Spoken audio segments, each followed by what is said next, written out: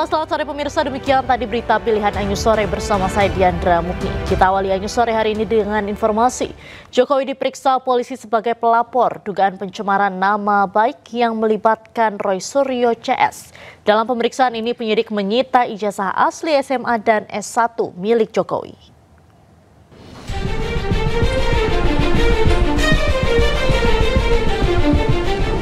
Presiden ke-7 Joko Widodo diperiksa di Mapolresta Surakarta. Jokowi diperiksa sebagai pelapor dalam kasus dugaan pencemaran nama baik terkait ijazah palsu. Jokowi diperiksa di Solo karena kebetulan penyidik Polda Metro Jaya juga sedang berada di Solo dan memeriksa 10 saksi lain dalam kasus ini. Di Polres Solo ini tadi juga sudah ada, ternyata pemeriksaannya juga ada 10 saksi lain yang diperiksa, dan para penyidik kan juga setelah memeriksa 8 orang hari Senin kalau tidak salah. Kemarin juga katanya ada, kami kurang tahu berapa orang, tapi hari ini tadi kami dengar ada 10 saksi lain.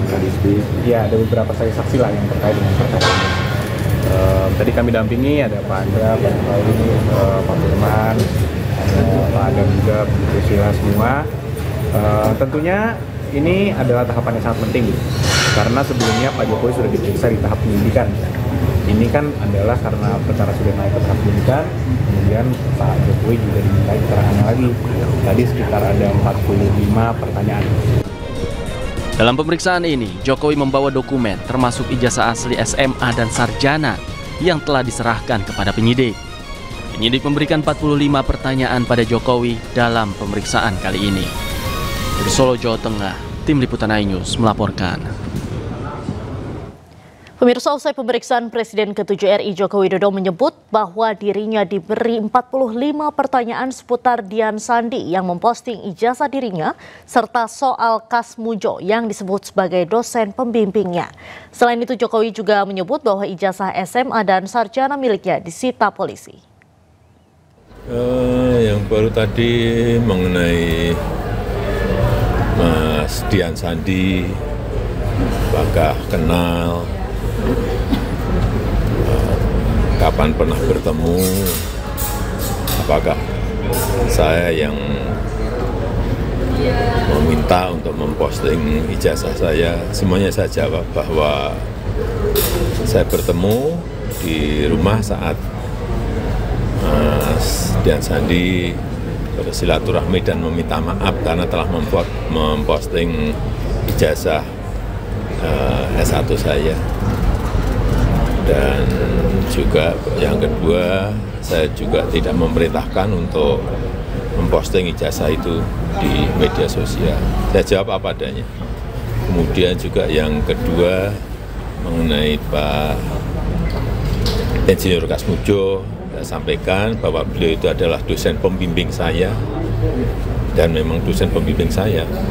Tapi untuk dosen pembimbing skripsi memang bukan Pak Kasmujo, tapi Profesor Dr. Insinyur Ahmad Sumitro.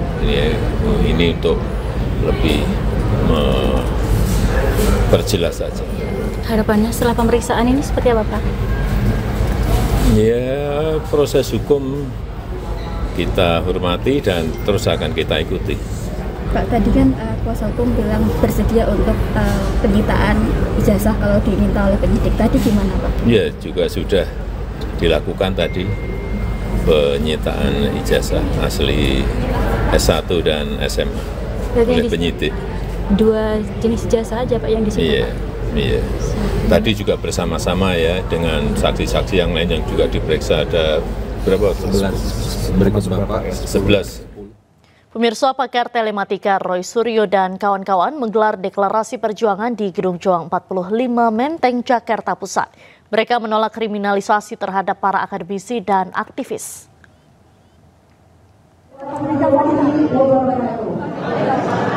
Deklarasi perjuangan ini dihadiri oleh sejumlah terlapor terkait tudingan ijazah palsu Presiden ke-7 RI Joko Widodo. Selain Roy Suryo, turut hadir sejumlah terlapor kasus ijazah Jokowi, yakni Rizal Fadila, Kurniatri Royani, Dr. Tifa hingga mantan Ketua KPK Abraham Samad di Gedung Juang 45 Menteng, Jakarta Pusat Rabu siang. Dalam deklarasi ini, Roy Suryo menilai bahwa Jokowi mangkir dalam pemeriksaan kasus ijazah palsu dirinya, namun hadir pada kongres salah satu partai di Solo. Selain itu, Roy juga menyinggung pemeriksaan terhadap Jokowi yang justru tim penyidik Polda Metro Jaya yang bertolak pergi ke Solo. Jadi hari ini di tempat yang sangat bersejarah ini, Gedung Juang Menteng 45 ini, saya ingin teriakkan semangat. Harus berani, kita harus teriakkan kepada orang-orang, harus jujur.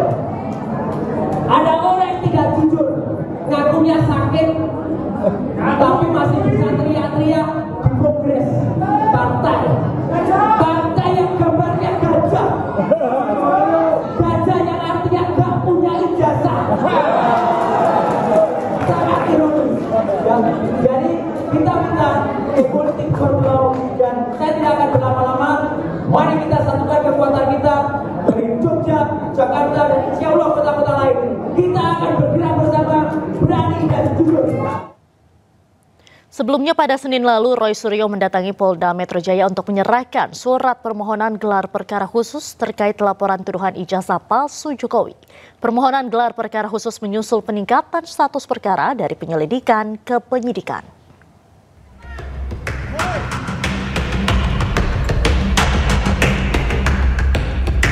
Didampingi tim kuasa hukumnya, Roy Suryo mendatangi Mapolda Metro Jaya Senin 21 Juli lalu. Kedatangan Roy Suryo juga didampingi tim pembela ulama dan sejumlah aktivis. Kedatangan Roy Suryo untuk menyerahkan surat ke Kabak Wasidik Polda Metro Jaya dan Direskrimum Polda Metro Jaya. Surat tersebut berisi permintaan atau permohonan untuk dilakukan gelar perkara khusus pada proses laporan Jokowi terkait tuduhan ijazah palsu. Permohonan gelar perkara khusus ini menyusul peningkatan status perkara dari penyelidikan ke penyidikan tanpa melibatkan pihak pelapor. Penting ini kami sampaikan karena harus ada tindakan berimbang yang sama, equal, agar ada jaminan keadilan dan kepastian hukum. Kalau di Barkrim saja diadakan gelar perkara khusus, di Polda juga harus demikian. Dan sebenarnya yang kami sangat sayangkan adalah semestinya peningkatan status ini menunggu terlebih dahulu hasil gelar Wasidik Bareskrim Mabes Polri. Kenapa demikian? Karena perkara di Polda Metro Jaya dengan perkara di Bareskrim itu sangat beririsan. Selain itu, tim kuasa hukum Roy Suryo juga meminta kepada Polda Metro Jaya untuk memanggil Joko Widodo untuk hadir dalam proses gelar perkara nanti.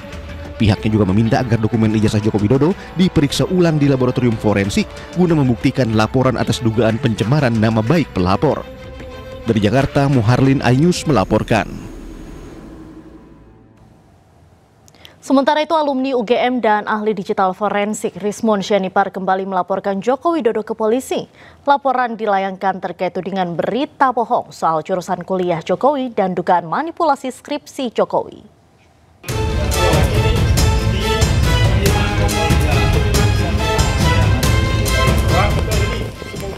Presiden ke-7 Joko Widodo kembali dilaporkan sejumlah pihak ke polisi. Kali ini laporan datang dari para alumni UGM Yogyakarta yang melaporkan Jokowi ke Polda Yogyakarta. Laporan ini terkait berita bohong soal jurusan teknologi kayu di Fakultas Kehutanan UGM. Saat itu Jokowi pernah menyebut dirinya kuliah pada program studi teknologi kayu.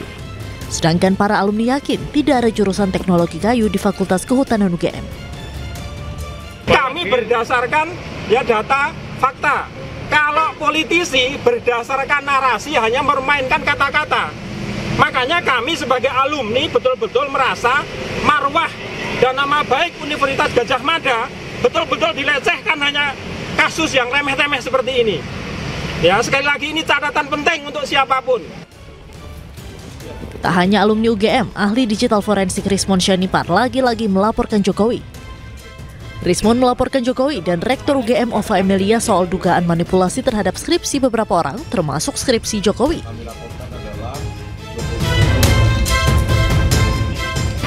Yaitu adanya dugaan manipulasi oleh oknum di UGM, di mana kami menemukan atas nama Edi Trianto, Sigit Harwinarto, Lembah Edianto, dan Sri Dominingsi, itu skripsinya kosong tanpa tanda tangan dekan, ketua jurusan, dosen pembimbing maupun penguji, kosong. Sebelumnya, Rismon juga sudah melaporkan Jokowi ke Polda Yogyakarta pada pekan lalu soal penyebaran berita bohong terkait Kasmujo sebagai dosen pembimbingnya saat kuliah di UGM. Dari Sleman, Yogyakarta, Heru Trijoko Ainus melaporkan. bukan ke ruangan. Beralih ke informasi lain, pemirsa, Komnas HAM mendatangi kediaman keluarga diplomat Kemenlu Arya Daru Pangayunan di Bantul, Jawa Tengah. Pertemuan berlangsung selama 3 jam secara tertutup.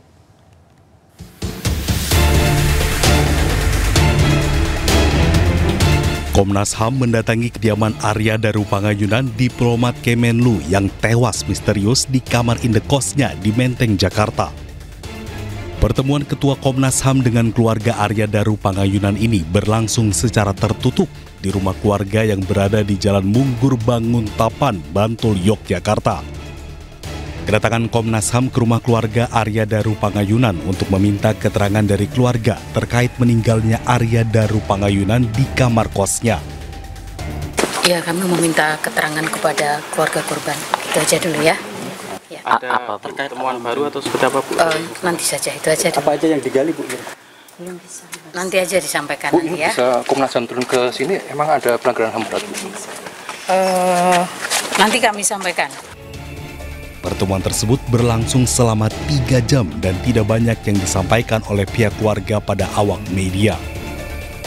Dari Bantul, Yogyakarta, Trisna Purwoko, iNews melaporkan. Anda kembali di iNews Sore, pemirsa. Mantan Marinir TNI Angkatan Laut Satria Arta Kumbara yang berperang bersama Rusia minta pulang ke tanah air. Permintaan pulang Satria beredar luas di sosial media. Mohon izin Bapak Presiden Republik Indonesia, Bapak Video Prabowo permintaan Subianto, pulang Satria Bapak Arta Wakil Kumbara Presiden diunggah Republik melalui Indonesia, akun Bapak TikTok Gibran @zstorm Rakabuming, dan Bapak 689. Menteri Luar Negeri Satria merupakan mantan prajurit TNI AL yang bergabung dengan prajurit di Rusia dan menandatangani kontrak dengan Kementerian Pertahanan Rusia. Permintaan dipulangkannya ke tanah air lantaran Satria dikabarkan menghadapi pencabutan status kewarganegaraan Indonesia oleh otoritas Rusia. Dalam unggahannya, Satria mengaku tidak mengetahui konsekuensi terkait status kewarganegaraannya akibat menyepakati kontrak dengan Kementerian Pertahanan Rusia. Dengan adanya hal tersebut, dicabutnya kewarganegaraan saya, itu tidak sebanding dengan yang saya dapatkan. Mohon izin Bapak, dengan ini saya memohon kebesaran hati Bapak Prabowo Subianto, Bapak Gibran, Bapak Sugiono, mohon kebesaran hati Bapak untuk membantu mengakhiri kontrak saya tersebut dan dikembalikan hak kewarganegaraan saya untuk kembali ke Indonesia. Sebelumnya Satria sempat menyindir pemerintah karena mempermasalahkan orang yang mencari nafkah di luar negeri. Agak lain memang negara Konoha yang sibuk maling duit rakyat dilindungin, yang rakyat nyari duit di luar dengan passion dan skill sendiri diributin. Sementara itu, Menteri Hukum Supratman Andi Akdas menegaskan untuk menjadi tentara asing wajib mendapatkan izin dari Presiden. Tanpa izin, status kewarganegaraannya otomatis hilang. Dan untuk membahas selengkapnya, kami telah terhubung dengan Direktur Jenderal Administrasi Hukum Umum Kementerian Hukum RI, Bapak Widodo. Selamat sore, Pak Widodo. Selamat sore, Mbak Diana. Baik, Pak Widodo, kan sekarang lagi ramai soal mantan tentara yang sudah menjadi tentara asing di Rusia tapi minta balik lagi jadi WNI. Menurut Bapak tanggapannya seperti apa? Ya, pertama terima kasih.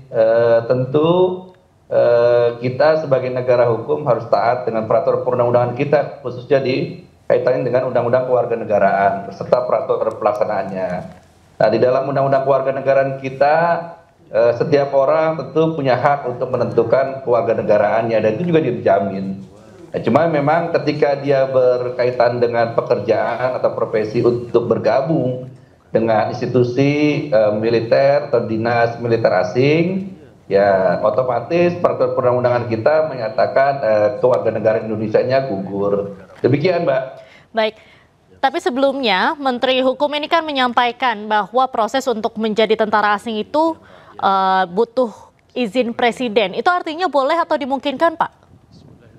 Bukan untuk menjadi tentara asing ya, dalam konteks untuk melaksanakan misi-misi internasional seperti kita kemanusiaan ya, pasukan Garuda dan lain sebagainya, ya tentu kan atas penugasan pemerintah sehingga status yang bersangkutan tetap dalam misi melaksanakan tugas-tugas undang-undang TNI gitu dan juga tugas-tugas kenegaraan. Nah, dalam konteks ini kan yang bersangkutan ingin mencari pekerjaan di tempat luar. Kita tidak ada persoalan kalau yang bersangkutan bekerja sebagai diaspora dan sebagainya. Tapi ketika dia bekerjanya untuk melakukan dukungan misi militer dan sebagainya, nah undang-undang kita kebetulan sangat rigid mengatakan itu otomatis kehilangan kewarganegaraannya gitu. Baik, jadi ini yang perlu ditegaskan, berarti siapapun yang ingin menjadi tentara untuk negara lain, ini memang otomatis kewarganegaraannya hilang sebagai WNI, begitu ya Pak ya? Betul, kecuali atas tugas negara atau tugas pemerintah ya. Baik, kemudian Pak, mungkin tidak ex-WNI yang menjadi tentara bayaran di negara lain ini, kewarganegaraannya sebagai warga negara Indonesia ini dikembalikan?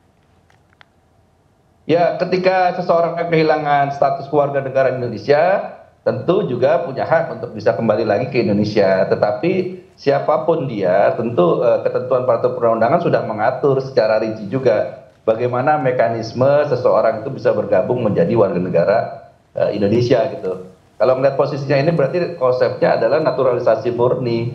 Jadi dia harus mengikuti, misalkan 5 tahun berturut-turut dia tinggal di Indonesia, atau jika dia berpindah-pindah waktunya, ya melewati waktu lebih dari 10 tahun dan seterusnya. Baik, untuk prosedurnya sendiri seperti apa? Kan mengingat saat ini, saat dia bekerja di Rusia, dia menandatangani kontrak, itu dia masih warga negaranya Indonesia, kemudian baru dicabut begitu setelah ini viral di media sosial bahwa otomatis kewarganegaranya itu dicabut. Nah, untuk saat ini bagaimana prosedurnya apabila dia ingin masuk kembali menjadi WNI? Apakah harus tinggal dulu di Indonesia selama beberapa tahun itu? Nah, itu dia yang tentu menjadi hal yang cukup perlu kita kaji mendalam ya. Pertama, status dia kan ketika dia lepas otomatis itu Mbak.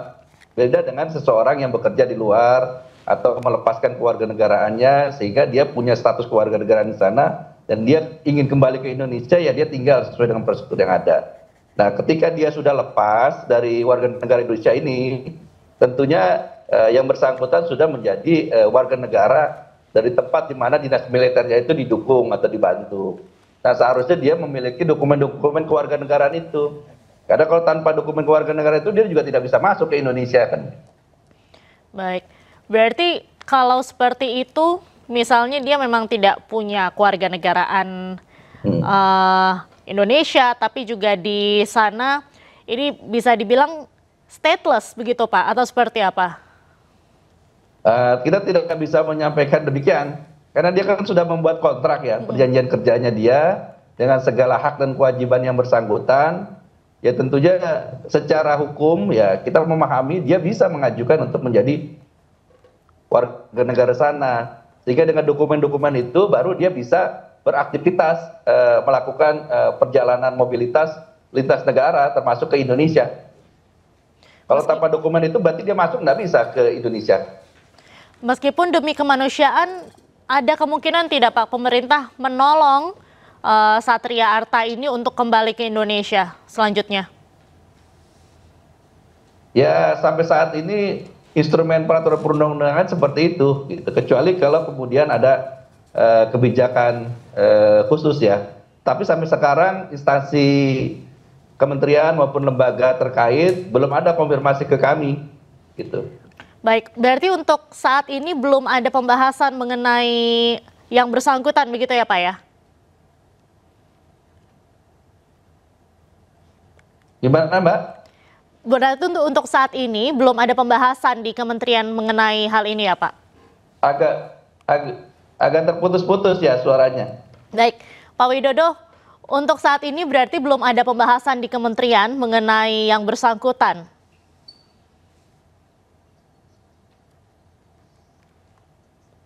Pak Widodo, bisa mendengar saya? Baik, terima kasih banyak Pak Widodo atas waktunya sudah bergabung bersama dengan Anyu sore hari ini. Salam sehat selalu Bapak. Kita ke informasi lain pemirsa, Presiden Prabowo Subianto melantik 2.000 perwira remaja TNI dan Polri di halaman Istana Merdeka, Jakarta. Prabowo berpesan ke para perwira remaja TNI Polri untuk siap mati demi rakyat Indonesia.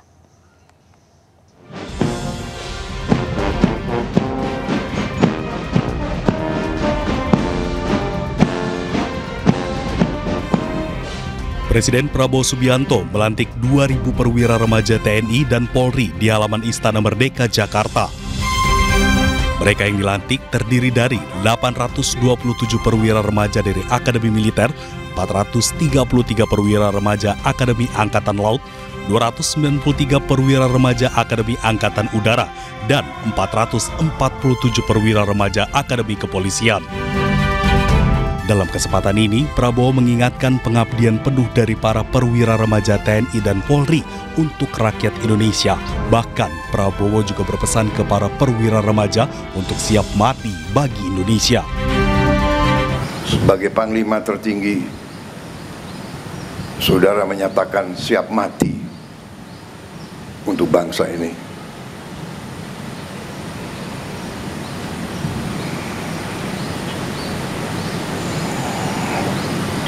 Kedaulatan bangsa, kehormatan bangsa, keselamatan rakyat ada di pundakmu.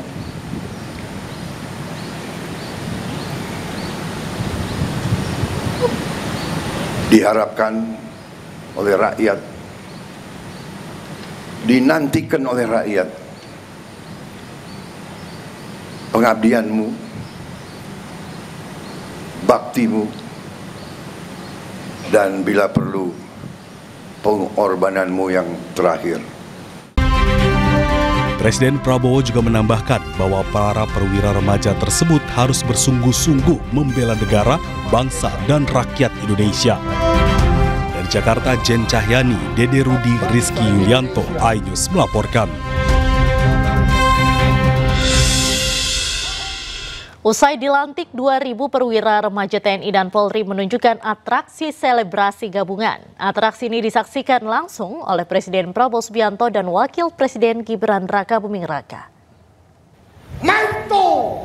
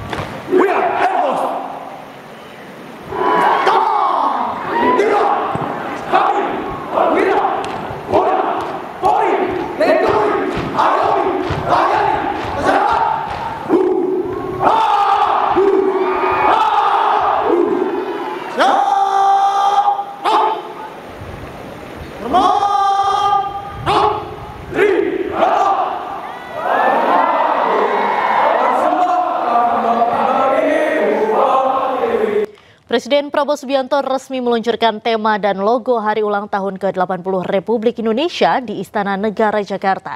Wakil Presiden Gibran Raka Buming Raka turut hadir dalam peluncuran tersebut. Kami ucapkan selamat datang pada acara peresmian peluncuran logo dan tema. Acara peluncuran dan logo Hari Ulang Tahun ke-80 Republik Indonesia digelar di Istana Negara Jakarta Rabu sore. Acara dilaksanakan secara hybrid, dihadiri langsung oleh anggota Kabinet Merah Putih dan pimpinan legislatif. Bersatu Berdaulat Rakyat Sejahtera Indonesia Maju menjadi tema HUT ke-80 Republik Indonesia yang resmi diumumkan Presiden Prabowo, yang menurutnya tema ini selaras dengan visi bangsa. Sedangkan logo HUT ke-80 RI tahun ini didesain oleh desainer karya anak negeri. Dengan peluncuran ini, Presiden Prabowo mengajak seluruh rakyat Indonesia menyambut peringatan HUT kemerdekaan RI dengan semangat dan kebersamaan.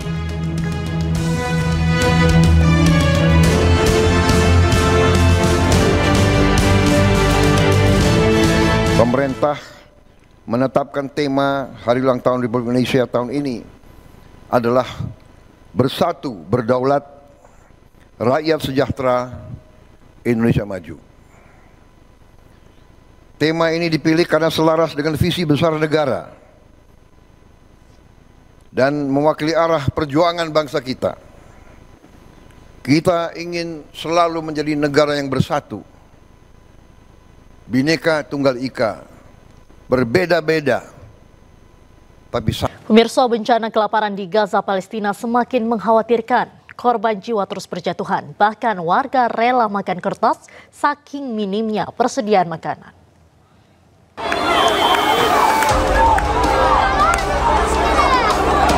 Setiap harinya warga Gaza berdesakan demi mendapatkan makanan di sejumlah titik distribusi bantuan pangan maupun dapur umum. Warga rela saling dorong sambil membawa panci-panci besar agar mendapatkan makanan. Usai memblokir ketat bantuan kemanusiaan, Israel sedikit melonggarkan arus bantuan ke Gaza pada Mei 2025. Bantuan tersebut didistribusikan oleh PBB dan Yayasan Kemanusiaan Gaza yang dikelola oleh Israel dan Amerika Serikat. Namun jumlahnya masih jauh dari cukup. Tak hanya itu, nyawa mereka pun menjadi taruhan. Banyak warga Gaza yang ditembaki oleh pasukan Israel ketika sedang mengantri bantuan di pusat distribusi. Bahwa bagi warga Gaza datang ke tempat makanan itu adalah gambling. Ya, mereka tahu. Ya, mereka datang ke sana kemungkinan besar mereka pulang dalam kondisi tidak bernyawa. Namun mereka tidak punya pilihan. Karena saat ini sekali lagi tidak ada satupun titik distribusi yang bisa ditemukan selain titik distribusi yang memang dikuasai dan dimonopoli oleh Israel dan Amerika di wilayah Rafah itu sendiri. Dan selain itu warga Gaza ya hanya mengandalkan makanan-makanan yang mungkin sudah tidak layak makan. Bahkan ada juga video yang beredar ya, hari ini saya lihat seorang anak Gaza itu memakan kertas. Makan kertas dimakan, benar-benar literally kertas itu dimakan oleh anak Gaza karena mereka tidak memiliki akses untuk mendapatkan makanan lain. 23 orang termasuk anak-anak telah meninggal di berbagai bagian jalur Gaza karena kekurangan gizi hanya dalam 2 hari. Sementara itu, Direktur Kesiapsiagaan dan Respons Darurat di Program Pangan Dunia Rosmith mengatakan hampir 100.000 perempuan dan anak-anak menderita malnutrisi akut dan sepertiga penduduk Gaza tidak makan selama berhari-hari. Kasus kelaparan akut di Gaza terus meningkat. Ratusan anak meninggal akibat gizi buruk. Dan untuk membahas selengkapnya kami telah terhubung dengan dokter relawan Bulan Sabit Merah Rama Worldwide di Gaza, Dr. Jamaluddin. Selamat sore waktu Indonesia, selamat siang waktu Gaza, Dr. Jamal. Selamat sore, selamat siang di sini. Baik, Dok, bagaimana situasi di Gaza saat ini, boleh diceritakan?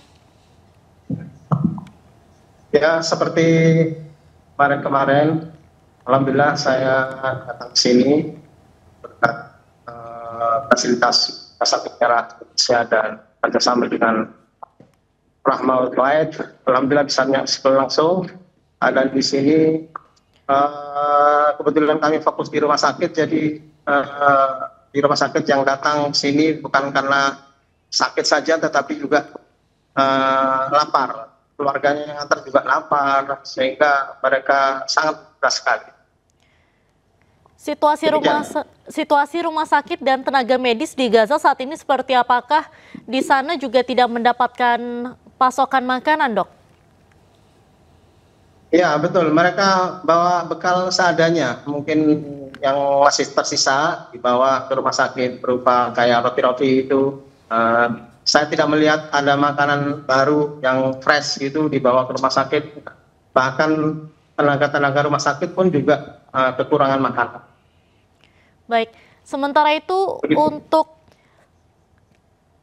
di rumah sakit dan tenaga medis di sana saat ini juga untuk pasokan bahan bakar seperti apa? Mengingat beberapa waktu lalu kan juga pasokan bahan bakar di rumah sakit ini sempat terhenti juga, Dok. Ya mungkin sebagian masih ada tersisa ya, bagi kami juga di samping bawa bekal, juga kalau tenaga rumah sakit itu saya melihat tidak banyak mereka membawa sesuatu bekal dari rumahnya, kecuali mungkin tak tersembunyi atau tidak, saya tidak tahu, tetapi mereka yang jelas datang tidak sarapan, bahkan sehari 2 hari tidak sarapan, banyak saya lihat di situ. Di ruang jaga pun biasanya tersedia minum atau makan tidak ada. Baik. Begitu, Mbak, saya lihat. Untuk titik-titik distribusi bantuan sendiri di sana seperti apa, Dok, kondisinya? Untuk di luar kami tidak tahu. Kebetulan yang kami tahu di dalam rumah sakit itu. Dalam rumah sakit mereka membawa bekal seadanya itu. Mungkin roti barang 1-2 dibawa. Kalau sudah habis ya sudah itu. Kebetulan kami bawa sesuatu coklat atau apa, mereka senang sekali. Kadang 1-2 butir coklat saja mereka sudah senang sekali, sudah merasa dapat tambahan kalori, apalagi berupa manis-manis gula gitu. Baik, tapi dokter pernah melihat titik-titik distribusi bantuan saat warga ini mengambil bantuan di sana, kondisinya seperti apa? Apakah memang betul di sana banyak sekali warga yang ditembaki pasukan saat mereka mengantre bantuan, Dok? Sekali lagi saya tidak tahu yang di luar, Mbak. Jadi kami tahunya di dalam, yang datang ke rumah sakit sini, yang datang ke UGD, yang datang di ruangan-ruangan perawatan, itu yang kami tahu. Kebetulan baru saja saya dari klinik Rahma yang jaraknya kira-kira 3 km, hanya melintas saja, tidak melihat ada sedang bagian makanan karena waktunya memang belum terlalu siang. Baik. Memang ada beberapa titik tempat sumber air yang mereka menjadi kerumunan gitu untuk mengambil air. Baik. Kalau makanan belum saya lihat, kecuali ada beberapa yang menggendong makanan entah dari mana, saya tidak tahu. Baik. Dokter Jamal, malnutrisi di Gaza saat ini kan semakin meluas. Dari data yang Anda miliki, seperti apa di sana, Dok? Di rumah Apanya, Mbak? Data malnutrisi di rumah sakit Anda saat ini? Ya, rata-rata pasien yang dirawat di ruangan itu malnutrisi. Sehingga ini memang mengundang keprihatinan kita, di mana proses penyembuhan baik itu sakit biasa, yang sakit biasa di sini jarang sekali. Yang kebanyakan karena trauma, sehingga mereka yang mengalami operasi terutama itu penyembuhannya menjadi sangat lambat karena kekurangan asupan kalori maupun protein. Baik, kemudian penanganannya seperti apa, Dok, dengan keterbatasan seperti itu? Dengan peralatan dan fasilitas beberapa bahan habis pakai yang ada, tentu masih bisa menangani dengan seadanya dan seirit mungkin. Saya lihat dokter-dokter sini, saya salut juga, kerjanya tetap profesional, tetap semangat walaupun dalam kondisi lapar, tapi berusaha untuk melayani secara profesional semaksimal mungkin, dengan seirit mungkin menggunakan alat dan habis pakai. Kendala yang habis pakai yang pergunakan itu sedikit sekali. Baik, kendala yang dihadapi para tenaga medis di sana saat ini seperti apa, Dok? Kenapa? Kendala yang dihadapi oleh para tenaga medis di sana saat ini seperti apa, Dokter? Kendala saja adalah bahan habis pakai yang terbatas, peralatan yang juga seadanya, serta kondisi fisik mereka tidak kalah pentingnya, kondisi fisik mereka yang ya kuat tenaga sepertinya mereka. Mereka memang tidak menunjukkan seolah-olah kelelahan gitu, tapi tampak dari kesannya bahwa mereka sedang lapar tapi tetap melaksanakan tugas. Baik, terima kasih banyak Dr. Jamaluddin sudah bergabung dengan iNews Sore hari ini. Salam sehat selalu, Dokter. Terus berhati-hati di sana. Baik, ya terima kasih Mbak Diandra dari TV News dan Indonesia semuanya. Mohon doanya mudah-mudahan kita semua mendapat pertolongan dan kuasa. Amin. Terima kasih, Dokter.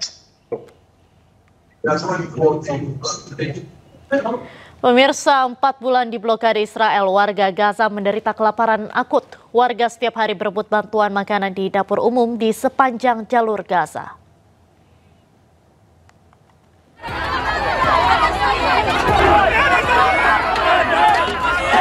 Setiap hari ratusan warga kota Gaza berebut makanan di dapur umum darurat di daerah Al-Rima.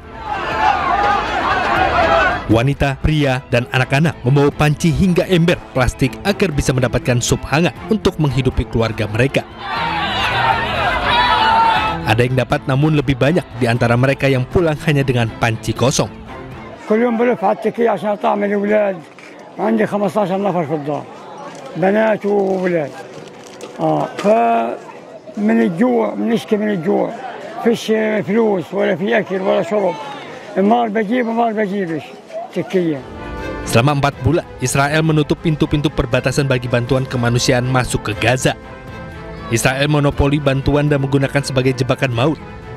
Hari Minggu kemarin menjadi hari paling mematikan. Israel menembaki warga antre bantuan hingga menewaskan 86 warga kelaparan. Tim Liputan News melaporkan.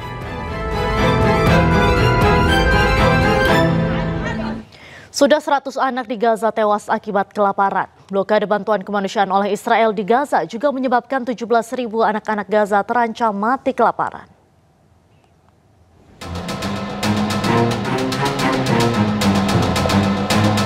Musab hanya bisa terbaring lemah di rumah sakit Al-Shifa. Anak berusia 14 tahun ini hanya memiliki berat badan 10 kg.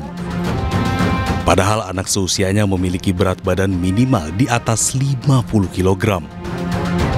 Selain menderita kelaparan, rumah sakit Al-Shifa juga kekurangan obat-obatan sehingga korban pemboman Israel ini semakin buruk kondisi kesehatannya. يعني ما صدق يصير عمره 14 سنة وما صدقت إني أشوفه كطفل بيلعب معي يعني. انحرمت من كلمة يما 78 يوم إلي. محرومة من كلمة يما. نفسي يصحى ويقول لي يما. Nasib lebih mengenaskan diderita Abdel Jawad 12 tahun dan Rahel Muhammad 32 tahun. Keduanya meninggal dunia akibat kelaparan akut.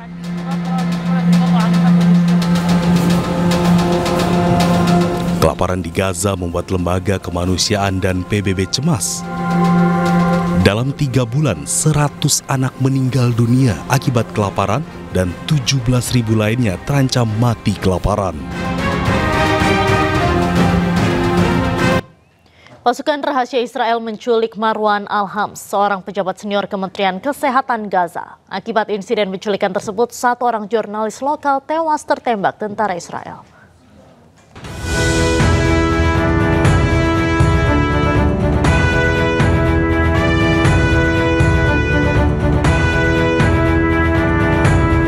Pasukan rahasia Israel menculik Marwan Al-Hams, seorang pejabat senior Kementerian Kesehatan Gaza. Penangkapan terjadi di luar rumah sakit lapangan Komite Internasional Palang Merah di jalur Gaza.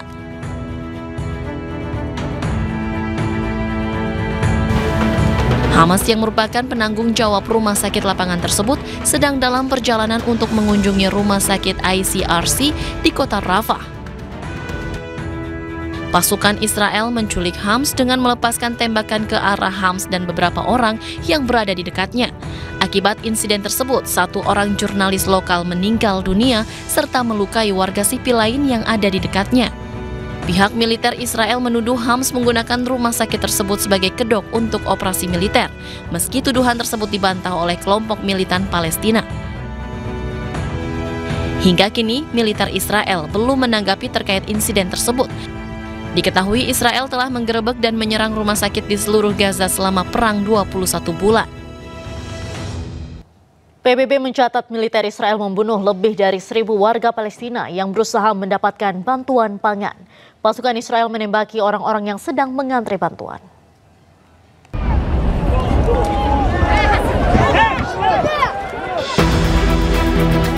Ribuan warga berkumpul di dekat pusat distribusi bantuan Zikim di Gaza Utara pada hari Selasa di tengah kekurangan makanan dan pasukan kemanusiaan yang parah. Beberapa pulang dengan membawa karung-karung tepung, sementara yang lain pulang dengan tangan hampa. Rekaman dari lokasi kejadian menunjukkan penduduk setempat berjalan di sepanjang jalan berdebu sambil memikul tepung di pundak mereka. Kendaraan-kendaraan tanpa tanda juga terlihat di area tersebut dengan anak-anak memanjat atap kendaraan. Para warga Palestina mempertaruhkan nyawa mereka sendiri untuk mendapatkan bantuan pangan. Sebab tak sedikit warga yang tengah mengantri bantuan justru ditembaki oleh pasukan Israel. كنز عندي طعم اولادي هذا عندي كنز يعني انا وسعت اموت عشان طعم اولادي عشان طعم اولادي الحياه صعبه هذه وانت عارف يعني كيف احنا في مجاعه قصينا في سنتين في مجاعه احنا والله اذا اكلنا اكل الحميه واكل الحمام واكل هذا كله اكلناه ما خليناش حاجه حتى العشبه المحرم من كلها اكلناها. PBB mencatat lebih dari 1.000 warga Palestina yang dibunuh oleh militer Israel saat mengantre untuk mendapatkan bantuan pangan sejak Yayasan Kemanusiaan Gaza mulai beroperasi. Hingga 21 Juli, PBB mencatat 1.054 warga tewas di Gaza saat berusaha mendapatkan makanan. 766 diantaranya tewas di sekitar lokasi distribusi dari Yayasan Kemanusiaan Gaza dan 288 di dekat konvoi bantuan PBB dan organisasi kemanusiaan lainnya.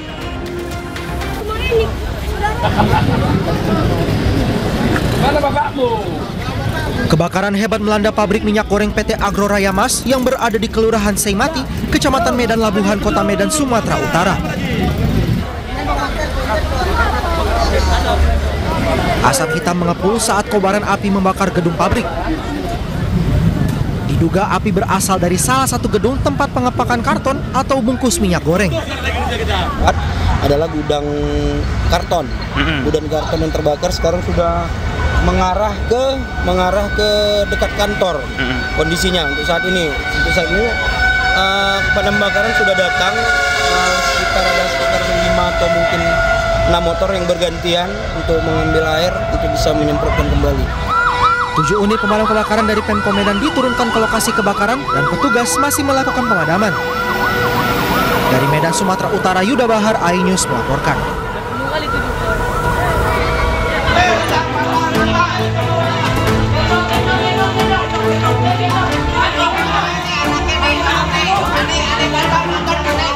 Api berkobar hebat di pemukiman padat penduduk Jalan Matraman Dalam 2, Menteng, Jakarta Pusat. Sejumlah warga yang panik langsung keluar dari dalam rumah untuk menyelamatkan diri. Banyaknya material bangunan yang mudah terbakar, membuat api sulit dipadamkan. Diduga, api pertama kali terlihat dari atap salah satu rumah dan dalam hitungan singkat membesar dan menyambar ke sejumlah rumah. Lokasi kebakaran yang berada di gang sempit menyulitkan proses pemadaman yang dilakukan petugas. Petugas bahkan harus memanjat tembok rumah warga untuk bisa menjangkau titik api. Ya, saya nggak tahu, orang saya tadi lagi di bawah masak, anak saya sama suami saya lagi tidur. Tentunya asap di depan, asap udah ada. Saya kaget lah, orang nggak tahu. Saya lagi di bawah, lagi memasak. Ada berapa rumah Bu yang? Ya nggak tahu deh tuh depan rumah saya persis. Akibat kebakaran ini, 4 rumah warga ludes. Sementara kerugian ditaksir mencapai ratusan juta rupiah. Di Jakarta, Rani Sanjaya, iNews melaporkan. Upaya pemadaman kebakaran hutan dan lahan di Provinsi Riau ini masih terus dilakukan petugas. Saat ini polisi telah menetapkan 44 tersangka terkait dengan kebakaran hutan dan lahan di Provinsi Riau.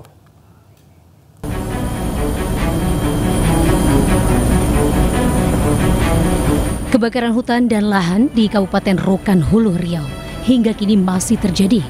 Tim pemadam kebakaran saat ini masih berupaya memadamkan api yang kian meluas. Wilayah kebakaran yang lama tidak diguyur hujan membuat kebakaran sulit dikendalikan. Pemerintah setempat meliburkan sekolah yang berada di 4 kecamatan selama 2 hari karena kabut asap pekat. Selain di Rokan Hulu, karhutlah juga terjadi di Kabupaten Rokan Hilir dan Kampar, Riau. Polda Riau mencatat total lahan yang terbakar mencapai 213 hektar. Menteri Lingkungan Hidup Hanif Faisal Nurofik menyebut pembakaran hutan dan lahan dalam bentuk apapun merupakan kejahatan lingkungan yang harus ditindak tegas. Pihaknya juga mendukung penuh penegakan hukum terhadap para pelaku pembakar hutan dan lahan agar kasus serupa tidak terulang lagi. kita nggak usah ngebeling siapapun dulu, tetapi kita akan dudukkan, karena setelah satu kita bisa lacak dari mana kemudian sumber asap ini terjadi. Tetapi upaya serius kita di lapangan telah kita sampaikan tadi. Mungkin tadi hanya sekilas saja dari gambaran upaya pemerintah negeri Indonesia melalui penegakan hukum yang dilakukan oleh jajaran kepolisian. Sementara itu, Polda Riau menetapkan 44 orang sebagai tersangka dalam kasus kebakaran hutan dan lahan di Riau sepanjang Januari hingga Juli 2025. Dari Pekanbaru Riau, Indra Yoseriza, iNews melaporkan. Pemirsa, Menteri Perdagangan menggerebek tempat pembuatan telepon seluler rekondisi di Ruko Green Court, Cengkareng, Jakarta Barat. Dalam seminggu, pabrik yang suku cadangnya diambil dari ponsel rusak asal Cina ini mampu memproduksi ribuan ponsel berbagai merek.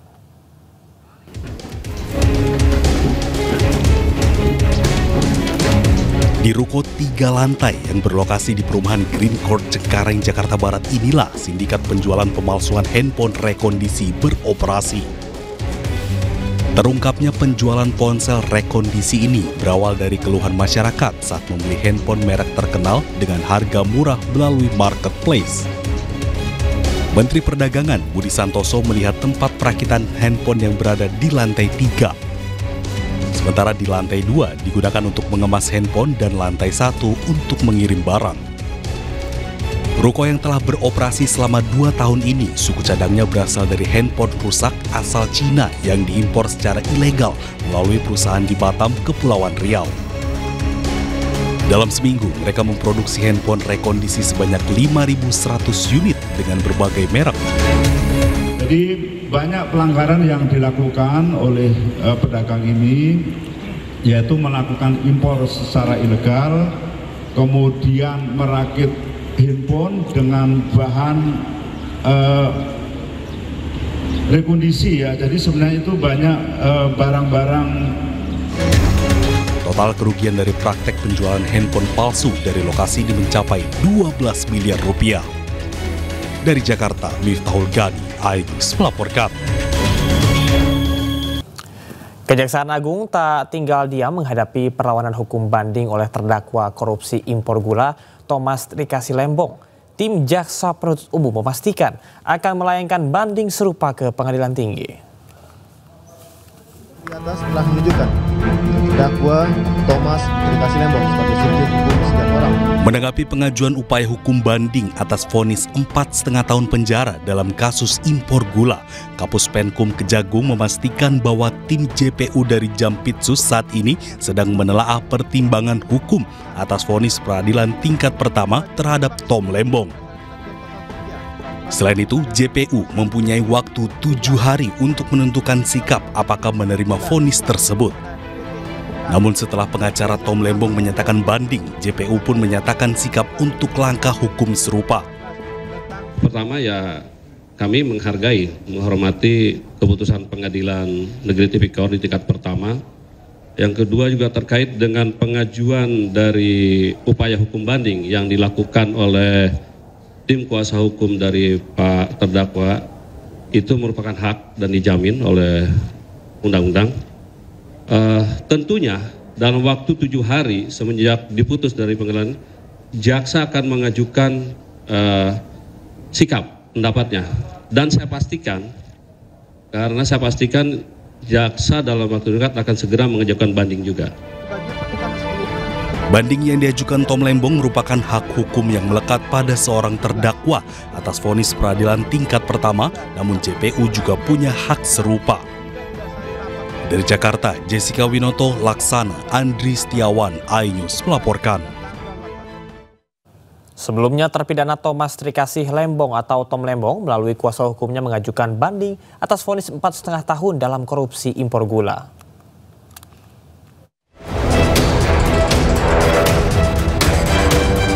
Melalui kuasa hukumnya, mantan Menteri Perdagangan Tom Lembong resmi mengajukan permohonan banding di Pengadilan Negeri Jakarta Pusat untuk melawan vonis 4,5 tahun penjara di kasus korupsi impor gula. Banding diajukan lantaran ada kejanggalan dalam putusan Tom Lembong yang akan dimasukkan ke memori banding. Selain itu, kuasa hukum Tom Lembong Zaid Musyafa juga mengatakan Tom Lembong meminta agar dibebaskan dari segala dakwaan. insya Allah hari ini kami akan resmi memasukkan dokumen pernyataan banding atas putusan Pak Tom Lembong, ya, di mana kita sudah mendengarkan semua pertimbangan majelis hakim dan tentu secara nalar hukum dan didasarkan pada pembuktian fakta persidangan itu banyak yang tidak sesuai. Untuk itu kita akan mengajukan banding. Ya, banding ini ranahnya masih judek faksi atau masih pemeriksaan fakta, makanya kita akan membantah hal-hal apa saja yang dinyatakan oleh hakim dalam vonis. Apa-apa aja menjadi pertimbangan oleh majelis hakim akan kita bantah dalam memori banding ini. Dan secara resmi kita siang ini mengajukan banding atas putusan Pak Tom Lembong. Banding yang diajukan diyakini untuk meluruskan hukum dan menyelamatkan akal sehat publik. Dari Jakarta, Tim Liputan iNews melaporkan. Pemirsa, sahabat Tom Lembong, Anies Rashid Baswedan, menganggap vonis 4,5 tahun terhadap sahabatnya merupakan upaya kriminalisasi. Sementara menurut Profesor Gayus Lumbun Hakim Agung 2011-2018, meski tidak menerima aliran dana, Thomas Lembong harus bertanggung jawab atas kebijakannya. Dan berikut cuplikan dialog rakyat bersuara yang dipandu oleh Aiman Wicaksono. Ketika begitu banyak pihak menyebut, termasuk saya katakan ada unsur kriminalisasi, ini bukan tuduhan sembarangan ya. Yang saya maksud di sini adalah hukum itu digunakan bukan untuk mencari kebenaran, tapi hukum itu digunakan untuk menjebak seseorang yang dari awal tidak punya niat jahat. Dan kita tahu dalam hukum pidana unsur paling mendasar adalah adanya mens rea atau niat jahat. Nah, dalam perkara ini bahkan dalam putusan hakim pun dikatakan tidak ditemukan mens rea dari Tom Lembong. Tidak ada motif memperkaya diri, tidak ada motif mencari keuntungan pribadi, tidak ada aliran dana, tidak ada hubungan bahkan dengan para pelaku usaha yang dituduhkan. Bahkan dia baru kenal orang-orang itu semua ketika proses pemeriksaan, proses pengadilan. Dan tidak ada niat untuk merugikan keuangan negara. Terus pertanyaannya kemudian, lalu apa yang sebenarnya jadi kriminal? Putusan itu adalah wilayah otoritas dari pengadilan. Dan putusannya harus dianggap benar. Itu negara hukum yang menyebutkan dengan asas putusan hakim harus dianggap benar. Okay. Itu asas dari res judicata pro veritate habitur. Itu kira-kira menganggap ya negara hukum harus begitu. Siapa yang akan mentaati hukum kalau tidak ada hukum diterapkan? Itu otoritas dari pengadilan. Tentu tidak bisa memuaskan semua orang. Tentu orang akan saling tunjuk-menunjuk, kenapa dia tidak? Misalnya itu pertanyaan yang umum itu. Artinya hukum pidana itu memang tidak bisa dilakukan secara kelompok. Misalnya kelompok menteri ini ketika yang bersangkutan menjabat dengan kebijakan yang kenapa tidak dipersoalkan kalau tadi pertanyaannya. Tentu pada saatnya kalau memang itu dilakukan dan benar salah akan diadili. Dan jadi akan ada giliran menteri-menteri perdagangan yang lain? Bisa jadi, kalau itu diungkapkan dan itu memang ada bukti.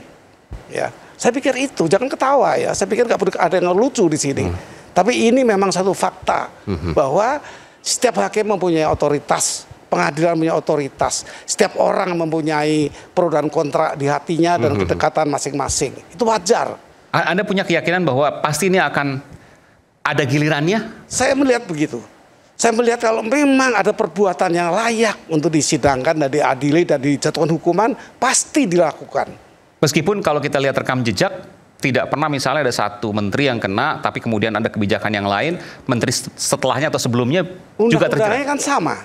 Itu bukan kebijakan hukum yang dibuat untuk sebuah kepentingan. Undang-undang diberlakukan sebagai undang-undang, sebagai bentuk legitimasi untuk orang memutuskan yang bernama hakim di pengadilan. Itu legitimasi negara hukum. Nah, lalu kok tidak ada legitimasi untuk suatu tindakan, apa yang mau diambil di negara hukum? Kalau bukan pengadilan. Tentu masing-masing orang berbeda-beda keinginannya, kedekatannya itu berbeda. Jadi menurut Prof Gayus, proses yang dijalankan selama ini oleh kejaksaan, bahkan oleh peradilan di pengadilan, semuanya wajar?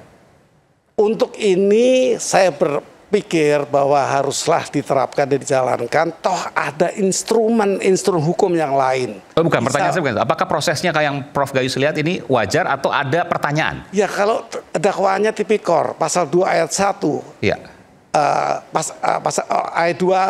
Pasal 2 ayat 1, ayat 3 dan ayat 18. Itu wajar saja. Wajar. Kalaupun yang bersangkutan tidak menikmati, kan diatur dengan jelas di situ. Mungkin untuk orang lain yang menikmati, dia bertanggung jawab. Bertanggung jawab bukan karena menikmati saja. Orang lain menikmati Wakil Ketua Komisi 1 DPR RI, Dev Laksono, menanggapi permintaan mantan prajurit marinir Satria Artakubara yang ingin kembali menjadi warga negara Indonesia usai bergabung dengan tentara Rusia. Dev menilai perlu kehati-hatian dalam memutuskan permintaan tersebut. Kasus yang ramai diperbincangkan tentang mantan personil TNI yang sudah dipecat karena desersi, lari ke Rusia, berjuang di sana untuk negara Rusia. Sekarang kembali minta dibantu oleh pemerintah untuk dipulangkan. Jelas hal tersebut merugikan dan juga menyulitkan pemerintah. Nah, maka ini kita akan terus membuka komunikasi untuk melihat tahap-tahap apa yang pemerintah dapat lakukan ke depannya, karena dia itu jelas-jelas adalah pelarian, jadi sudah ada pelanggaran pidana lalu ikut berperang di negara asing, itu adalah pidana kedua. Dan juga dia telah desersi dari kesatuannya, sehingga ada sejumlah lapisan pidana yang harus dia bertanggungjawabkan. Nah, sekarang dia minta tolong bantuan pemerintah untuk kembali, dan itu menyulitkan posisi pemerintah.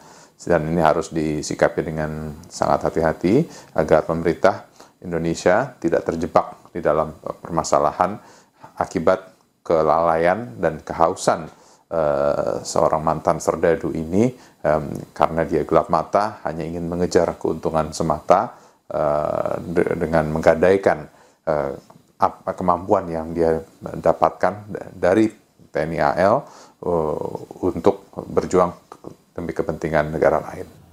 Presiden Prabowo Subianto melantik 2.000 perwira remaja TNI dan Polri di halaman Istana Merdeka, Jakarta.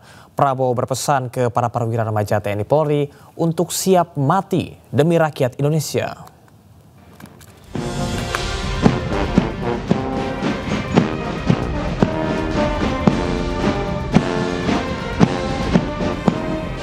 Presiden Prabowo Subianto melantik 2.000 perwira remaja TNI dan Polri di halaman Istana Merdeka, Jakarta.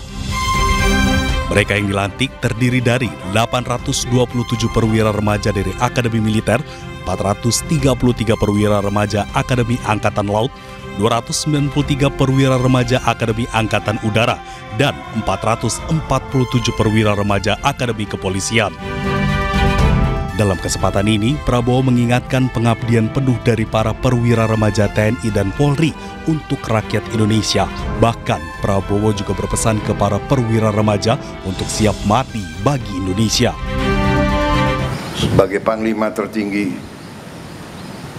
saudara menyatakan siap mati untuk bangsa ini.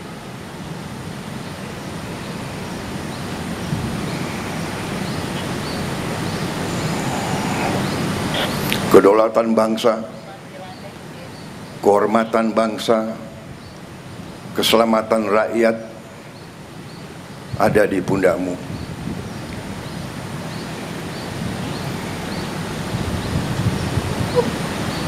Diharapkan oleh rakyat, dinantikan oleh rakyat, pengabdianmu, baktimu, dan bila perlu pengorbananmu yang terakhir. Presiden Prabowo juga menambahkan bahwa para perwira remaja tersebut harus bersungguh-sungguh membela negara, bangsa, dan rakyat Indonesia. Dari Jakarta, Jen Cahyani, Dede Rudi, Rizky Yulianto, iNews melaporkan. Pemirsa, usai dilantik 2.000 perwira remaja TNI dan Polri menunjukkan atraksi selebrasi gabungan. Atraksi ini disaksikan langsung oleh Presiden Prabowo Subianto dan Wakil Presiden Gibran Rakabuming Raka.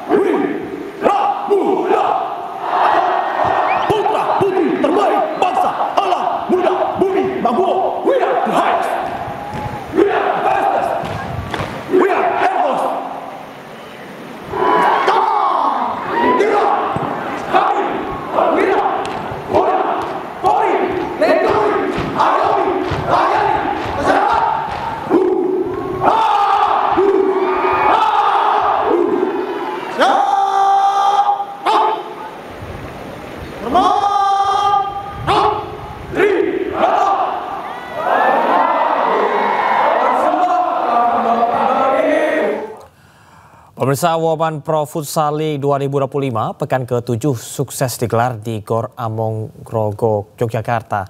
8 tim saling adu strategi dan kekuatan demi menambah poin menuju puncak klasemen.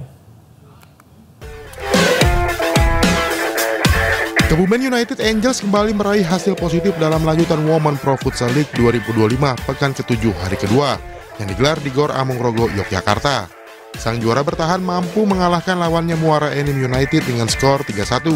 Kemenangan ini membuat Kebumen United Angels perlahan merangsek ke posisi kedua klasemen sementara. Di laga kedua, Kuda Laut Nusantara KLN Angels berhadapan dengan Alive FC. Kedua tim bermain disiplin dengan pertahanan ketat agar tidak mudah kebobolan. Namun Alive FC mampu memanfaatkan beberapa kesalahan dari KLN Angels yang pada akhirnya mampu mencuri 2 gol dari KLN Angels. Di laga ketiga, sang pemuncak klasemen MSP FC tampil luar biasa saat menghadapi Netik Ladies. Agresivitas lini depan MSP FC membuat pertahanan Netik Ladies kerepotan sejak awal pertandingan. MSP FC mampu mencukur habis Netik Ladies dengan skor 6-0. Di laga terakhir, Carmila Sari KS Futsal tidak mampu meraih kemenangan setelah takluk lawan Papage Femini. KS Futsal yang belum sekalipun menang dalam turnamen ini lagi-lagi harus gigit jari setelah kalah 1-0 dari Papage Femini. Tim Liputan iNews melaporkan.